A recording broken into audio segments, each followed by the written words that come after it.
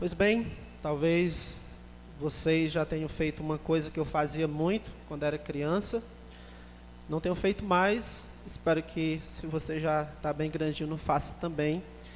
Mas algo que fazia muitas vezes quando era criança era pegar a figura de alguém e, como uma foto, por exemplo, aquelas figurinhas de candidatos, né, na época de política, e aí fazer vários rabiscos lá naquela imagem, fazer um bigode lá na cara do rapaz lá, colocava um óculos escuro, né, por cima do rosto, pintava um dos dentes para parecer que estava banguelo, e também desenhava aquelas presas, né, bem grandes assim na boca, aquelas presas de vampiro, e aí no final o rosto da pessoa ficava bem deformado, com tanta marmota que a gente inventava. Então sei que alguns aqui fizeram isso também. Pois bem, é mais ou menos isso que também tem acontecido com o assunto amor.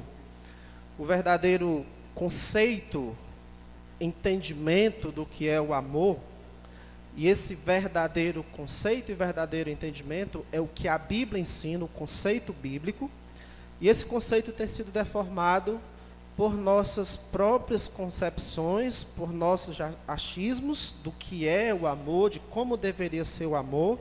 Podemos dizer que o amor tem sido deformado pelo individualismo das pessoas. Como disse o pastor americano John Piper, nós chamamos de amor o fato de as pessoas nos supervalorizarem. Então, se as pessoas não nos têm autoestima, é porque elas nos amam. Se elas nos dão o valor que a gente acha que tem, então a gente entende que é porque elas nos amam. Mas quando nós nos sentimos não muito valorizados por essas pessoas, então nós somos bem rápidos em acusar que as pessoas não nos amam e a gente se afasta então dessas pessoas. E estas e outras razões, por estas e outras razões, é que nós temos pintado e bordado sobre o conceito bíblico do amor, e com isso, em vez de dar beleza, de realçar a beleza do amor, a gente tem deformado, tem criado uma caricatura distorcida, bem distorcida do que é o amor bíblico. As pessoas gostam muito de falar de amor. Deus te ama, Jesus te ama, eu te amo, e por aí vai. De fato, a Bíblia ensina muito sobre o amor, muito mesmo. Inclusive, uma das coisas que a Bíblia fala sobre o amor é que esta é uma das marcas do verdadeiro cristão. Uma das marcas de um cristão verdadeiro é o amor. Ao lado da fé, da esperança, o amor ele é apresentado nas Escrituras como uma das 3 grandes virtudes da vida cristã. Se nós pudéssemos elencar quais são as virtudes da vida cristã, nós iríamos ter 3 principais: fé, esperança, e uma delas seria também o amor. Uma dessas 3 seria o amor. Mas a maneira como a Bíblia fala do amor não é daquele jeito romantizado, daquele jeito dengoso, feminizado, fofo, que a gente vê por aí, nos filmes, nos dizeres da internet, por esses meios aí. O amor, a partir das Escrituras, segundo as Escrituras, e que marca o verdadeiro crente, não é também aquele amor que justifica todo tipo de ação. Talvez você já viu casos como esse, em alguém dizer, não, isso aí está errado. Mas é porque eles se amam. Então, nesse pensamento de porque eles se amam, então está certo, pode ser tolerado, é justificável porque foi feito por amor, então tudo está sendo validado, todas as coisas, todo tipo de atitude em nome disso, está sendo feito em amor, ou é porque eles se amam. Porém, em direção muito oposta a isso, o pensamento bíblico é que o verdadeiro amor não se alegra com a injustiça. O verdadeiro amor não segue por um caminho que é injusto, por um caminho que é errado, ele sempre vai pelo caminho que é certo. Então, o verdadeiro amor não está fazendo coisas erradas em nome do amor.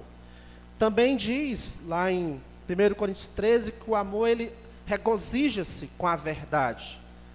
Então esse pensamento aí de que está errado, mas é por amor, como se fosse algo que se pudesse aceitar o que é errado, porque existe o amor ali, isso não é o pensamento bíblico. O pensamento bíblico é que o amor é algo abnegado, o amor ele faz renúncias, o amor ele deixa as coisas erradas e às vezes até coisas certas, se isso for necessário para seguir a Cristo. Então esse amor bíblico é um amor que faz renúncias, que abre mão de coisas para poder seguir o Senhor Jesus Cristo.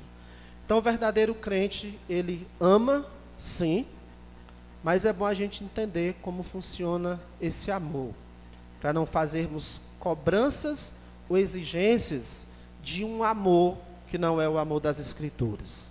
Então o nosso texto de hoje, o texto que a gente vai meditar hoje, nos fala do amor como prova da salvação, o amor como uma característica exclusiva de um verdadeiro cristão. Abra sua Bíblia em 1 João, capítulo 2, versículos 7 a 11, primeira epístola de João, capítulo 2, os versículos 7 a 11, e aqui nós vamos estudar o tema, o amor que confirma a salvação. O amor que confirma a salvação. 1 João, capítulo 2, versículos 7 a 11, diz assim a palavra do Senhor.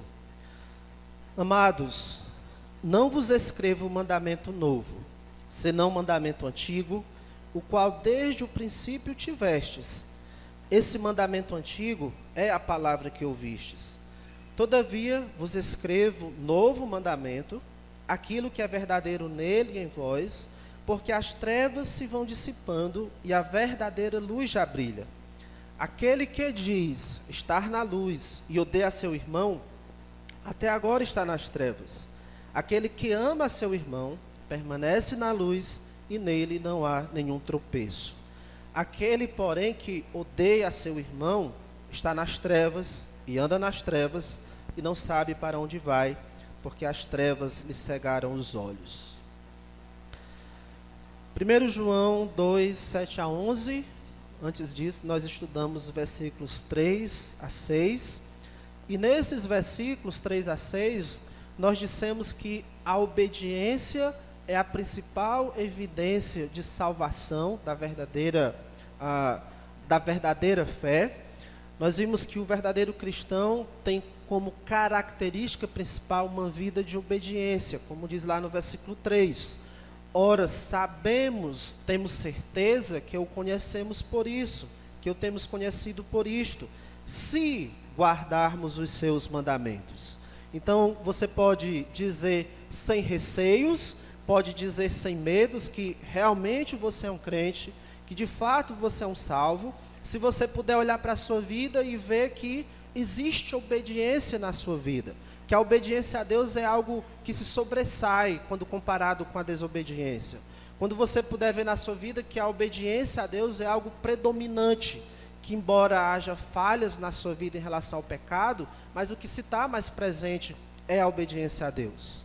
Mas além desse elemento, a obediência, nós podemos adicionar aqui também, para sabermos que se somos realmente cristãos, o outro elemento é esse, o amor.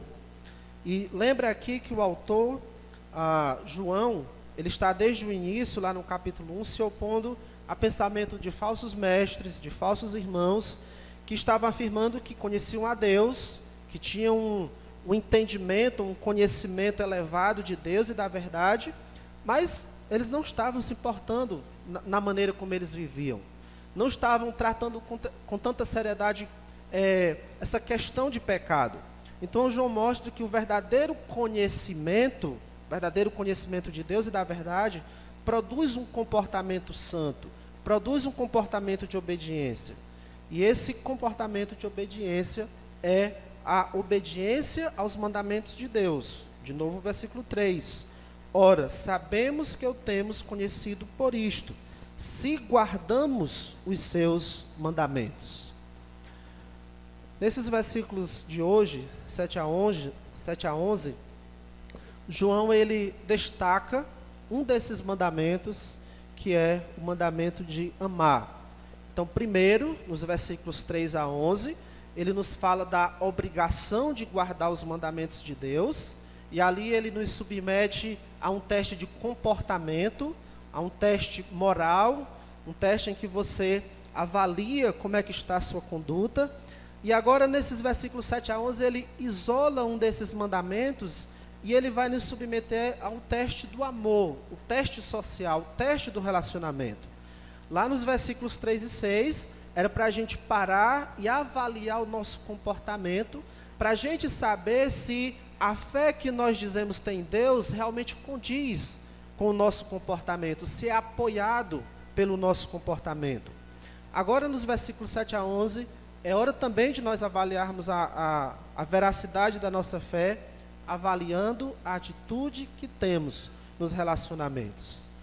Então, esse é o nosso desafio hoje, examinar a nossa fé, a confissão de fé que dizemos ter, à luz do teste do amor, do teste do relacionamento. Eu quero destacar aqui 3 razões, à medida que a gente vai se avaliando, colocando nosso coração diante da palavra de Deus, 3 razões para você amar os outros. Primeira razão para amarmos os outros é que amar é um mandamento. Amar é um mandamento, e isso de cara já nos diz muita coisa, que não se trata só de um sentimento. Não é que você não seja culpado se não ama alguém porque não sente nada por ela. Amar é um mandamento. Versículo 7 diz: Amados, não vos escrevo mandamento novo, senão mandamento antigo. Observa aí a palavra mandamento. Não vos escrevo mandamento novo, senão mandamento antigo, o qual desde o princípio tivestes. Esse mandamento antigo é a palavra que ouvistes. Todavia vos escrevo novo mandamento. João está enfatizando aí várias vezes essa palavra mandamento. E embora, não sei se você percebeu, mas ele não faz aqui uma declaração bem direta dizendo: este mandamento é o amor. Ele não diz dessa maneira, mas fica muito claro aí pelo contexto que o mandamento em questão é sim o amor, porque é o que ele vai dizer no versículo 10: aquele que ama seu irmão permanece na luz e não há nele nenhum tropeço. Mas o complicado aqui não é perceber que ele está falando desse mandamento de amor. Talvez, se você olhar com cuidado os versículos 7 e 8, talvez o que pode dar um nó no seu juízo é essa coisa aí de mandamento antigo e mandamento novo. Ele diz no versículo 7, amados, não vos escrevo mandamento novo, senão mandamento antigo.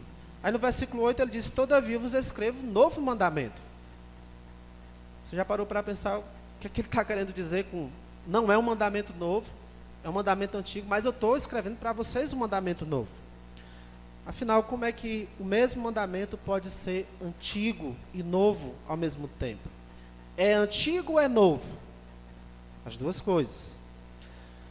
Para esses irmãos aqui que estavam lendo essa epístola de João, e eles passariam por uma experiência bem parecida com a nossa, porque quando eles se deparassem aqui com essa ideia, com a ideia de que amar é um dever, é um mandamento, isso não seria nenhuma novidade. Eles não iriam se espantar por João estar dizendo agora que o crente precisa amar. Na verdade, amar é um dos ensinos bem básicos da vida cristã, faz parte do beabá da vida cristã. Sabe quando as crianças estão aprendendo a ler as primeiras palavrinhas, B com A, Bá. Está mais ou menos isso em relação ao amor. É uma coisa básica da vida cristã que a gente aprende desde o início. Então, o que esses irmãos estão ouvindo aqui, eles ouviram lá no início, quando eles creram. No versículo 7, João diz, amado, não vos escrevo mandamento novo, senão mandamento antigo, o qual desde o princípio tivestes, desde o início da fé deles. Lá na segunda epístola, capítulo 2, versículo 5, ele vai dizer assim, e agora, Senhora, essa palavra Senhora se referindo à igreja, e agora, Senhora, peço-te não como se escrevesse mandamento novo, senão o que tivemos desde o princípio, o início da fé, no início quando cremos em Cristo. E esse mandamento, ele vai dizer, como ouviste desde o princípio, é que andeis nesse amor. Então essa ideia de amar como um dever cristão faz parte da mensagem que a gente ouve lá no início. A gente conhece essa responsabilidade desde o início. E a maneira como João fala aqui, ao dizer, vos escrevo mandamento novo, não vos escrevo mandamento novo, senão mandamento antigo, é para lembrar esses irmãos, ou para alertar eles, que ele não está trazendo uma novidade, era algo que eles sabiam, ou já deveriam saber, e também mostrando para eles que o que ele está falando aqui é algo muito básico. Agora, não entenda mal a palavra básico, não é básico no sentido de não ser importante, não é básico no sentido de ser uma coisa simples, básico no sentido de ser algo indispensável desde o começo, algo que faz parte das bases. O amor fraternal é algo indispensável na vida cristã desde o começo. Assim como um prédio, um edifício não permanece firme se não tiver um bom alicerce, uma boa base, assim também a vida cristã, ela não se sustenta sem o alicerce do amor bíblico. Precisa desse entendimento, essa solidez do amor desde o início. Então, pensando aqui novamente na situação que João estava enfrentando ali, enquanto os falsos mestres estavam preocupados com novidades, com a ideia do conhecimento elevado que eles tinham sobre Deus, com a ideia de que eles eram iluminados e que tinham uma experiência mística com Deus, enquanto os falsos mestres e os de hoje também querem manter as pessoas com novidades, o verdadeiro cristianismo é sustentado pelas verdades que fazem parte do antigo evangelho. O verdadeiro cristianismo não anda tanto em busca de novidades. Amar o próximo não era um mandamento novo, não era uma novidade que João estava trazendo para animar as pessoas, para fazer as pessoas abandonar o erro e se animar com ele, porque ele estava trazendo uma novidade. Não, é um mandamento antigo que só está se repetindo agora no Novo Testamento como um dos deveres do povo de Deus. Então, é um mandamento antigo, mas também ele disse que é um mandamento novo. Como é isso? O que teria de novo nesse mandamento tão antigo? Abra sua Bíblia aí em João, capítulo 13. João, Evangelho segundo João, capítulo 13, versículo 34. João 13 e 34, onde o Senhor Jesus Cristo diz para os seus discípulos, interessante que Jesus deixa para dizer isso já no final do tempo dele com seus discípulos, aqui é momentos antes de ele ser preso. Ele diz João 13, 34, novo mandamento vos dou, que vos ameis uns aos outros, assim como eu vos amei, que também vos ameis uns aos outros. Jesus diz, novo mandamento vos dou, mas não é que ele está trazendo aqui uma novidade, um mandamento que é uma novidade. Não é isso. Ele não está trazendo um mandamento que é uma novidade, mas ele está trazendo novidades para esse mandamento que já existia. Se você for olhar a Bíblia, lá em Deuteronômio, Levítico, escrito há alguns milhares de anos antes de Jesus Cristo, lá já tinha esse mandamento de se amar o próximo. Então Jesus não está trazendo aqui um mandamento que é uma novidade, mas está trazendo novidades para esse mandamento. E a novidade aqui é que Jesus está estabelecendo algumas dimensões, alguns parâmetros nesse mandamento antigo, que era o mandamento de amar. Ele está ampliando o significado prático, a maneira como esse mandamento devia ser obedecido, e isso a partir do próprio exemplo de Jesus Cristo, de como ele, Jesus Cristo, demonstrou o que é o amor. Então, o que é que tinha de novo nesse mandamento? Primeiro, esse mandamento ele era novo na ênfase que Jesus estava dando aqui. Lá em Deuteronômio 6:5, a ordem lá é: amarás, pois, o Senhor teu Deus, de todo o teu coração, de toda a tua alma e de toda a tua força.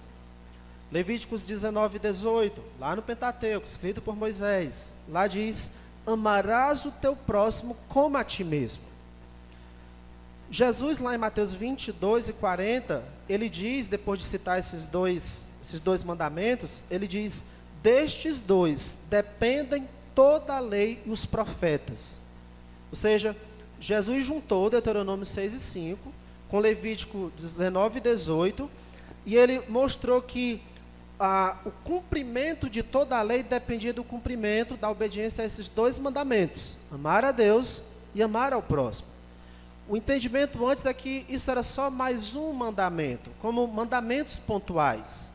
Um mandamento entre os vários que tinham. Mas Jesus está mostrando aqui que todos os mandamentos só podem ser cumpridos se esses dois forem cumpridos. Eles são cumpridos a partir desses aqui. Então, nesse sentido, Jesus está dando uma nova ênfase a esse mandamento de amar. Mas uma outra coisa nova que Jesus está trazendo aqui, esse mandamento ele era novo na qualidade. Ou seja, antes do ensino de Jesus, a qualidade do seu amor pelo próximo tinha como referência como você se amava a si mesmo, o quanto você se amava. Amarás o teu próximo como a ti mesmo. Esse era o mandamento. Agora Jesus diz aí no versículo 34, novo mandamento vos dou, que vos ameis uns aos outros. Assim como, não é como você ama a você mesmo, assim como eu vos amei, que também vos ameis uns aos outros. Houve uma ampliação de padrão agora, de referência. A referência não é mais o quanto você se ama, é o quanto Jesus lhe ama. É como Jesus lhe ama.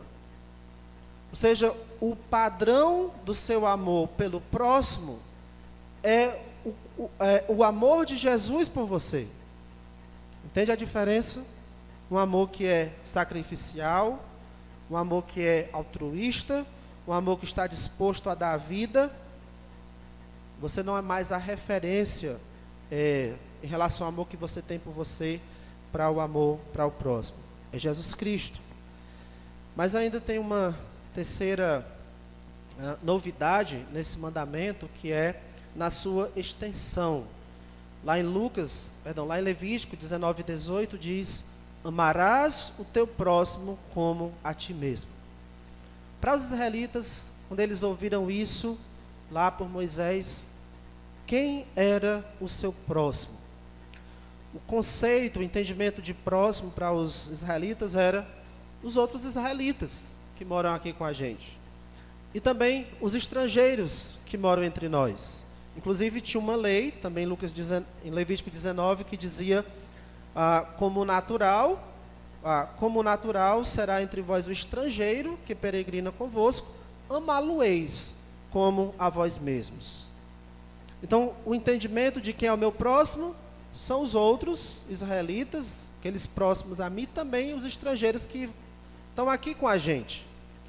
Mas no ensino de Jesus, o próximo a quem devemos amar, e amar por meio de ações, é qualquer pessoa que precise da nossa compaixão e ajuda. Isso pode ser alguém que não está tão próximo geograficamente, pode ser alguém com quem que talvez não tenha tanta simpatia por você. Foi isso que Jesus ensinou quando ele contou a parábola do bom samaritano. Alguém perguntou a ele, quando Jesus citou lá os 2 mandamentos, alguém perguntou: quem é o meu próximo?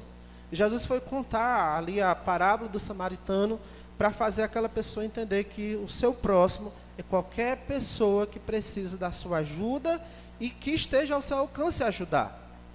Então você vai demonstrar amor ajudando essa pessoa que precisa da sua ajuda e que está ao seu alcance ajudar.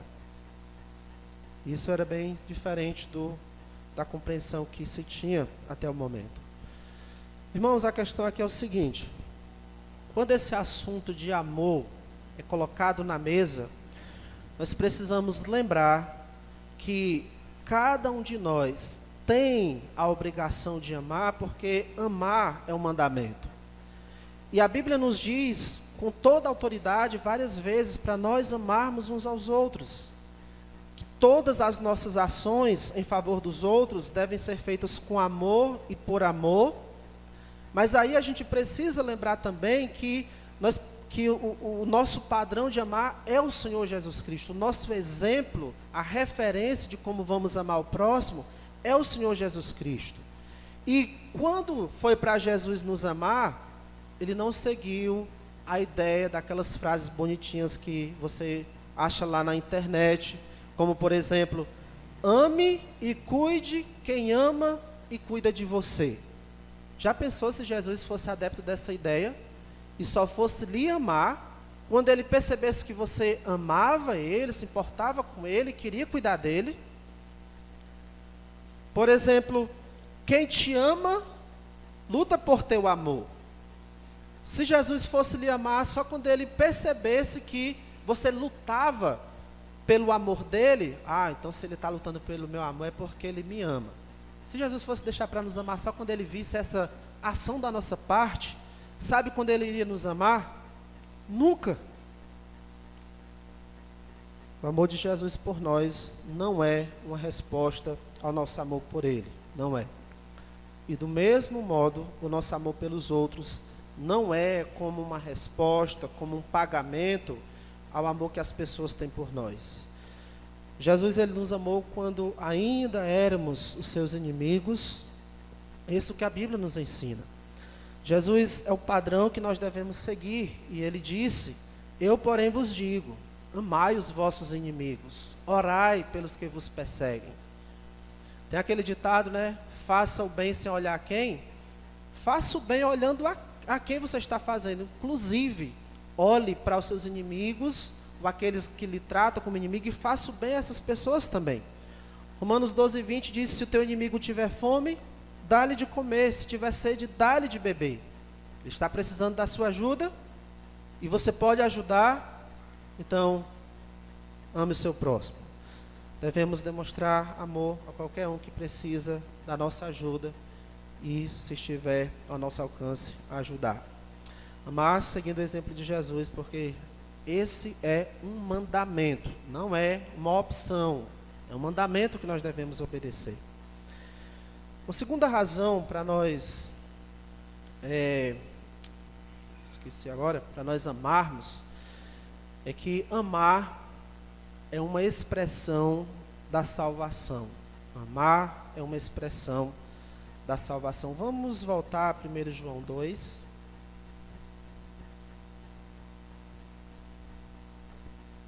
Segunda razão para amarmos os outros, amar é uma expressão da salvação.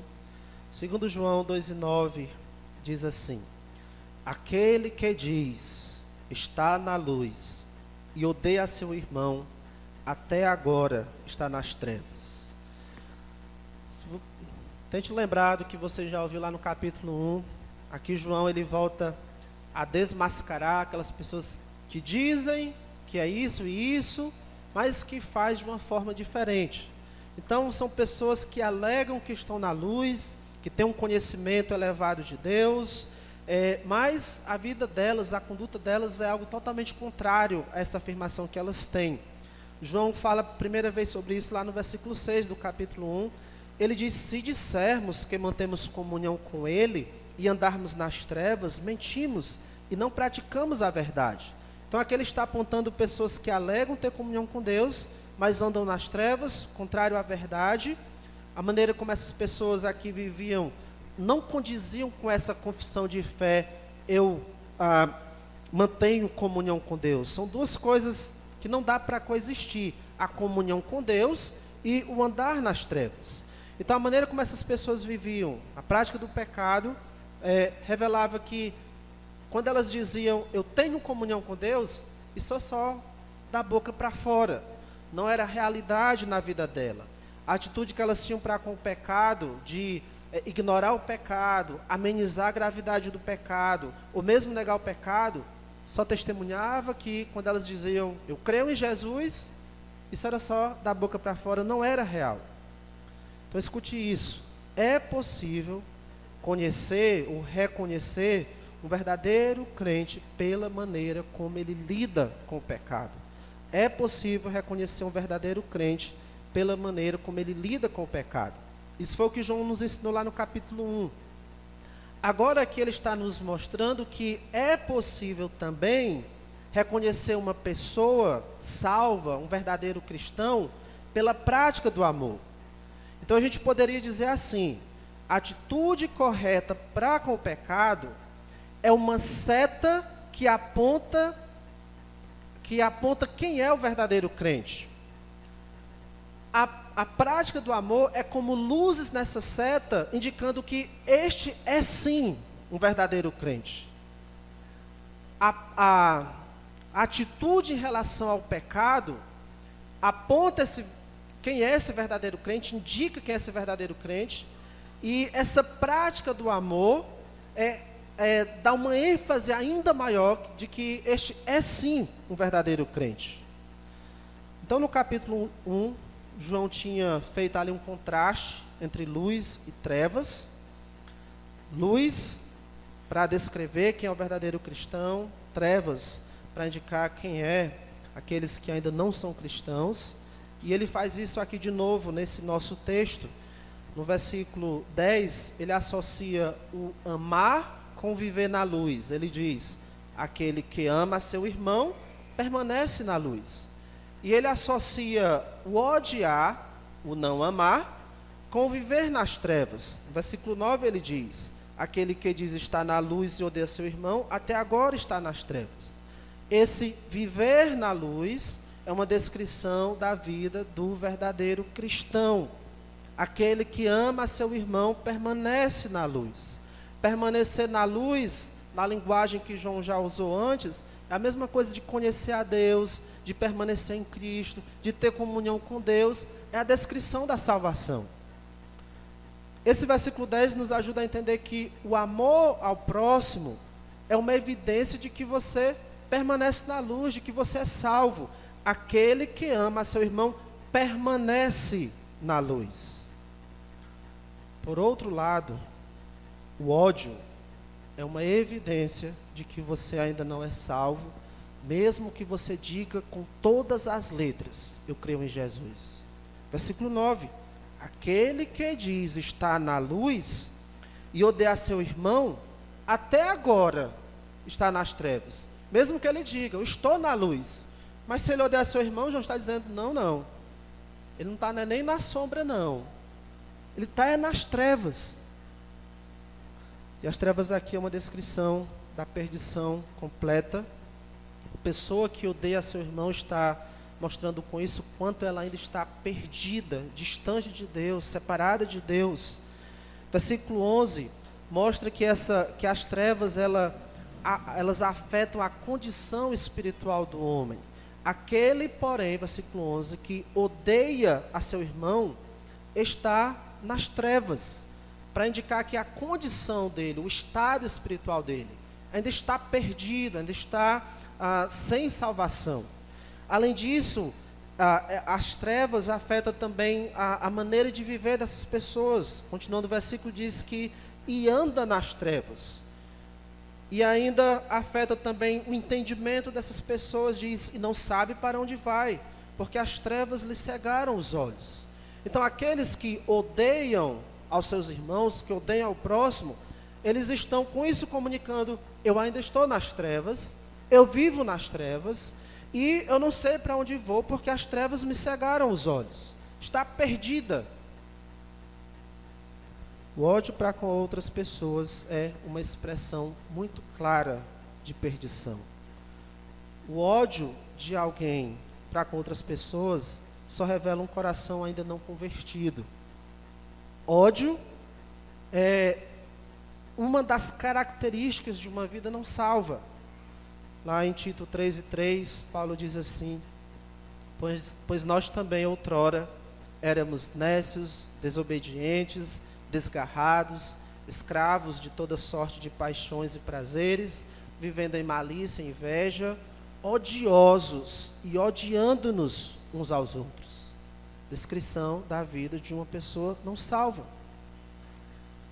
Agora, quando você é alcançado pela graça de Deus e é salvo pela fé em Jesus Cristo, você é transformado e capacitado para amar. E o amor passa a ser algo muito presente na sua vida. Assim como o sol produz luz e calor, a salvação produz obediência e amor. Além de nós sermos capacitados para amar, que não é que nós já vamos amar com perfeição, esse que é alcançado pela graça de Deus vai amadurecendo na prática do amor. Então aqui nós podemos considerar o seguinte: se temos dificuldades para amar e demonstrar isso na prática, principalmente servindo, é importante avaliarmos bem a nossa confissão de fé. Ou seja, se você não está disposto a servir aqueles que você diz, meus irmãos em Cristo, se você é indiferente em relação a essas pessoas, repense muito bem. Repense com seriedade a sua confissão de fé. Dizer, eu não amo, mas também não odeio, não é bíblico. É uma confissão muito perigosa. Se você não ama, então você odeia. João, ele não dá margem aqui para uma coisa aí entre, não, talvez você não ame, mas também você não odeia. É essa outra coisa aqui. Não tem. Ou você ama e não odeia, ou você odeia e não ama. É uma das duas coisas. Então essa ideia, eu não amo, mas também não odeio. Se você não ama, então você odeia. Agora, a questão é que o ódio, ele se manifesta de muitas maneiras, e uma delas, talvez que passe despercebida, é a indiferença. O sermos indiferentes com as outras pessoas. Irmãos, amor e ódio são como sotaques. O sotaque, ele revela, ele mostra de que região você é, né? Lhe entrega para mostrar sobre as suas origens. Assim também amor e ódio, eles revelam muito sobre a condição, a nossa condição espiritual. Amor é uma expressão de conversão. Amor é uma expressão da salvação. A falta de amor, ódio, é uma expressão de perdição. Então, nesse sentido, o que é que o seu sotaque, em termos de amor ou de ódio, qual é o seu sotaque desses dois? O que está sendo revelado nessas atitudes? Terceira razão para amarmos aos outros é que amar é um modo de vida.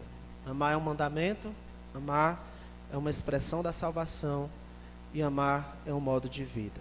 Versículo 11 diz assim: aquele, porém, que odeia a seu irmão, está nas trevas e anda nas trevas e não sabe para onde vai, porque as trevas lhe cegaram os olhos. Aquele, porém, que odeia a seu irmão, está nas trevas e anda nas trevas. Quem odeia a seu irmão, anda nas trevas. Ou seja, o seu comportamento, o seu modo de vida, de quem odeia, é caracterizado, tem como característica principal as trevas. Ou seja, o curso normal da vida dessa pessoa é andar nas trevas, é o ódio. Agora, aquele que anda na luz, o verdadeiro cristão, o modo de vida dele é bem contrário a isso. Versículo 10, aquele que ama a seu irmão permanece na luz. O curso normal de vida de um crente é andar na luz, andar em santidade, andar em obediência a Deus, andar segundo a verdade, e na ênfase que João está dando aqui, o que distingue o verdadeiro crente é a sua obediência a esse mandamento, o mandamento de amar. O curso normal da vida de um crente é marcado pelo amor, é amar. E essa ideia aqui de que ele ama, de que a sua vida é caracterizada pelo amor, não é que porque ele ama, na vida dele agora tem espaço para ele viver de qualquer jeito, porque ele ama. Só porque ele ama, agora ele tem liberdade para fazer as coisas de qualquer jeito. Não.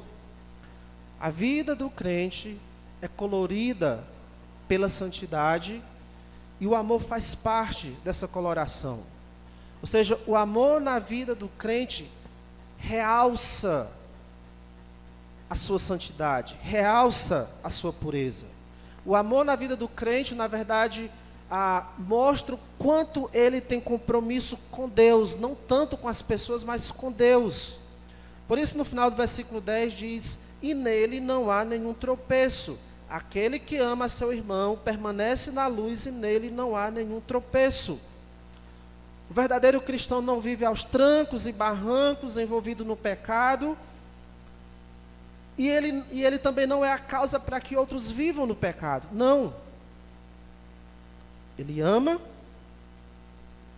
mas isso não anula o compromisso dele de viver em santidade.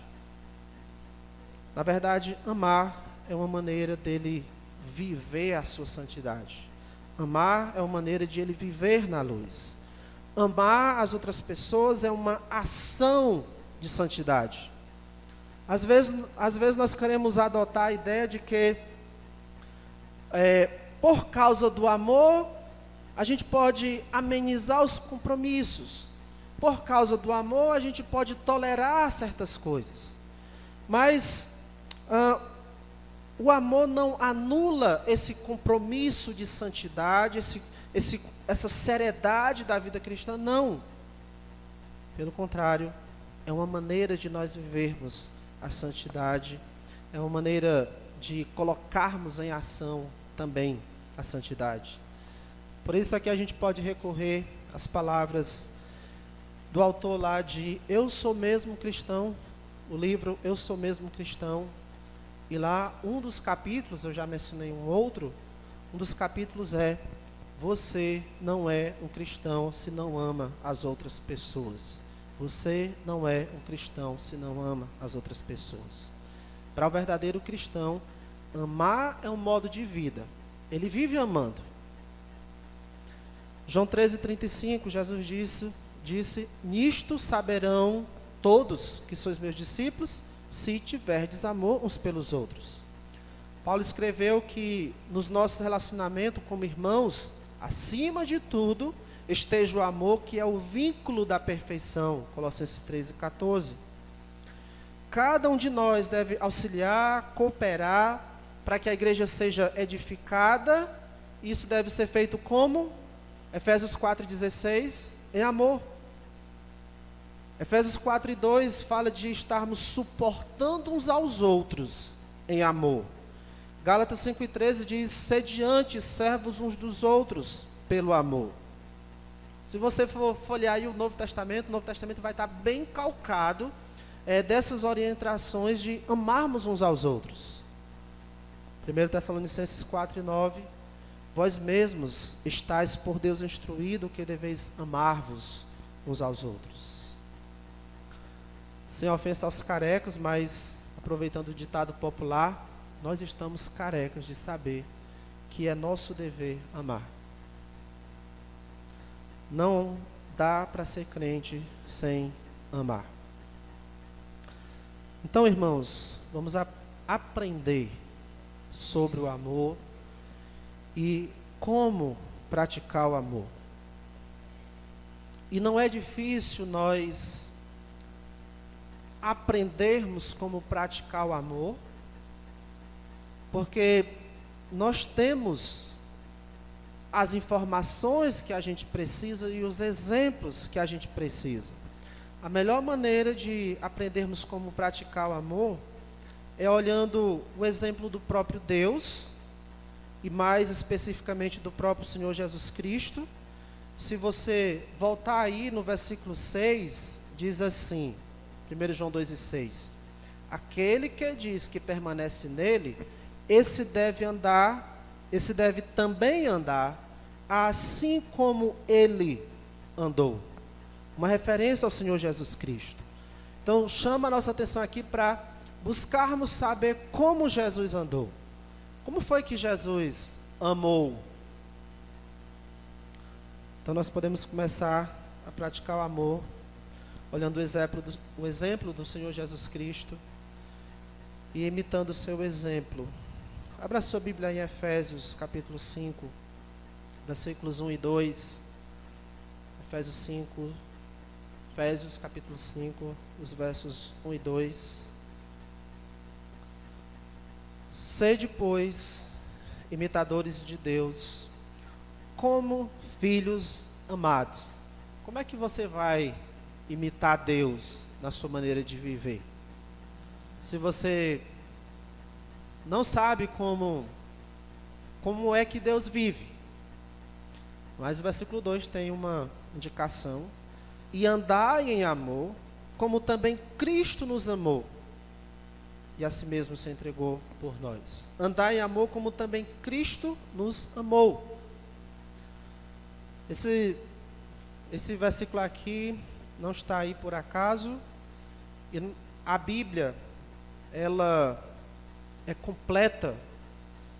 Há 66 livros aí, escritos por pessoas diferentes, mas com um único autor principal, que é Deus.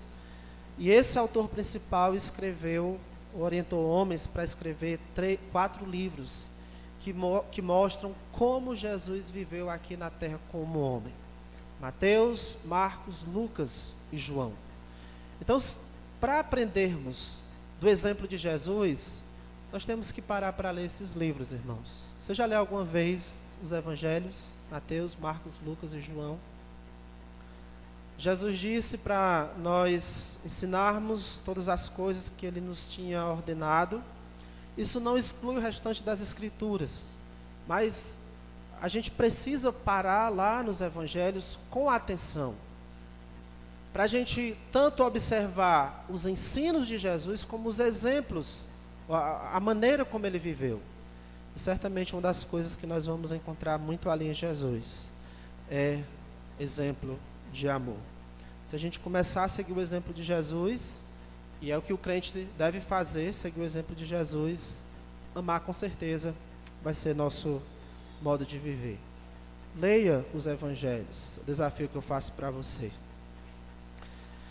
Muito bem, resumindo o que nós vimos hoje, a prática do amor é a confirmação da salvação. O crente ama porque isso é um mandamento. O crente ama porque isso é uma expressão da salvação.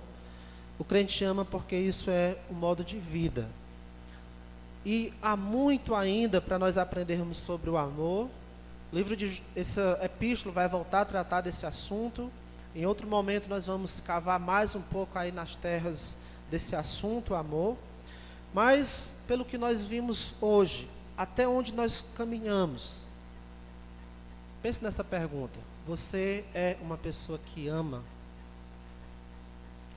Você é uma pessoa que ama? E de novo, não estou falando daquele amor dengoso, romantizado, fofo, pensado aí pelo mundo, mas do amor apresentado aqui nas Escrituras, o conceito bíblico de amor. Do amor que marca aqueles que estão caminhando para o céu. Você tem essa marca? Você tem certeza da sua salvação? Pensando nessa questão do amor? Vamos orar.